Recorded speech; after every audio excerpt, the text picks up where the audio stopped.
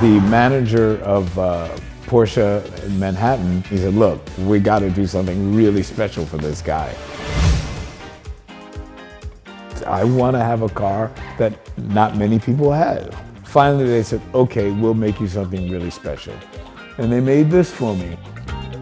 I've never been without a Porsche. My very first car was a Porsche, and I've always had one. I went to New Jersey when it came off the boat, and I was with a friend of mine from the band Kiss, Gene Simmons.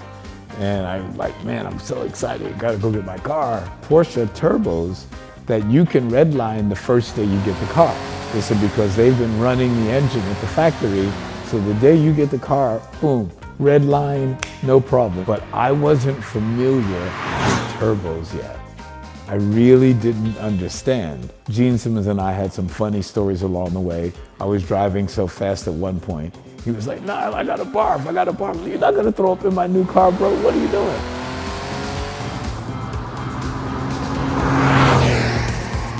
This is a 4-speed, it's not a 5-speed. You drive in first gear up until almost 60 miles an hour. It's made to be driven. They would always say to me, these horses want to run. The horses want to run. If you let it dip below 3,500 RPMs, you don't want this car. Drive that car the way it's meant to be driven. A dear, dear friend of mine is Oliver Porsche. And I said to Oliver, I said, Oliver, can you get me the build sheet? You know, can you call the factory and get the build sheet on this? A week later, I get the whole readout of the car. Dear Nile, your car is one of 9. It was made, and like they gave me the exact date. At the time when they did this, I didn't know that they made 8 others. I was like a little pissed off when I finally found out, oh, wait a minute, there's 8? You know, so there's actually 9 in the world, but that's not so bad. It's, you know, 9, all right, I'll take 9. Whoever buys the car, I'll give them the email from Oliver Porsche and the gentleman who did the research. If you realize that a car that was made this long ago, you get behind the wheel of this puppy and you go, oh my God. Wow, that was made in 1986. They call it 87, but they made it in 86 for me. This car is incredible.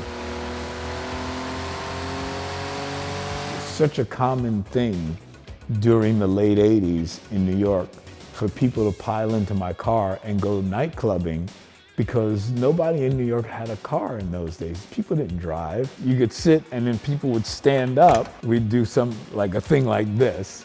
And we weren't being reckless. We were just getting to the club. So I'd protect people, we'd drive slowly. You know, they would get in and we'd stand there and they'd drive and we'd go like this. Everybody went riding with me. They'd come with me to the Hamptons. They'd come with me to my house in Connecticut. People who've been in this car, Diana Ross, Billy Idol, Gene Simmons, Debbie Harry, Duran Duran, Grace Jones, Eddie Murphy, B-52, Mick Jagger, Hall & Oates, just on and on and on and on and on. So when I got this car, I had just been contracted to do a film called Coming to America. In Los Angeles, you can rent really exotic cars to drive around, but no matter how exotic the car was going to be that I was going to rent, it wasn't going to be this. So I shipped the car to Los Angeles, and the very first day of me working on the film, I drive up onto the Paramount lot with this car.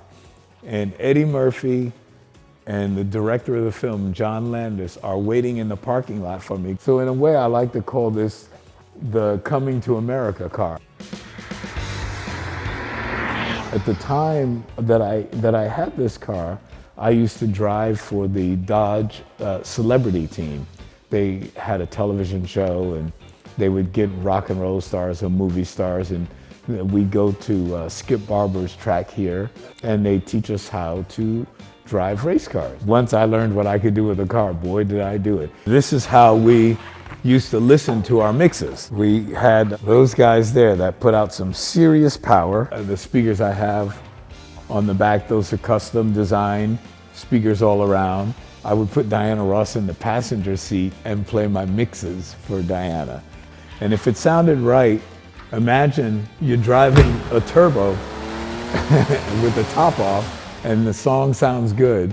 you pretty much can say to yourself, I think that if it's gonna sound like that, if you go into a disco and there are people screaming and talking and all of this superficial noise, I think it's gonna be just fine. Because I learned how to drive, I think, fairly well, it made me appreciate cars. It really made me appreciate what a car can do. It gave me the sense of I could go to a place and have solitude. I could think about anything that was bothering me. I could go into my own private space and just drive. I like to listen to the car.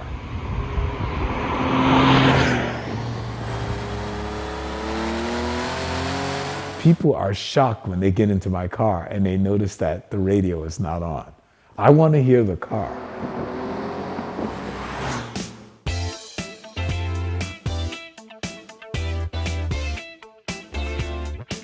So, like I said, I buy these all the time.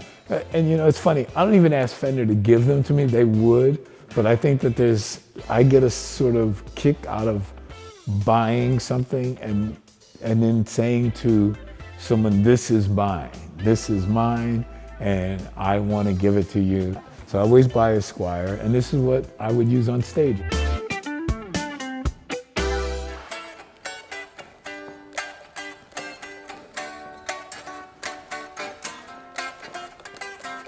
We are family.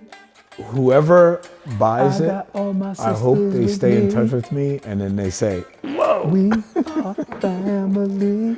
I couldn't believe it. Get up, everybody, and sing. This has given me an insane amount of happiness. Family.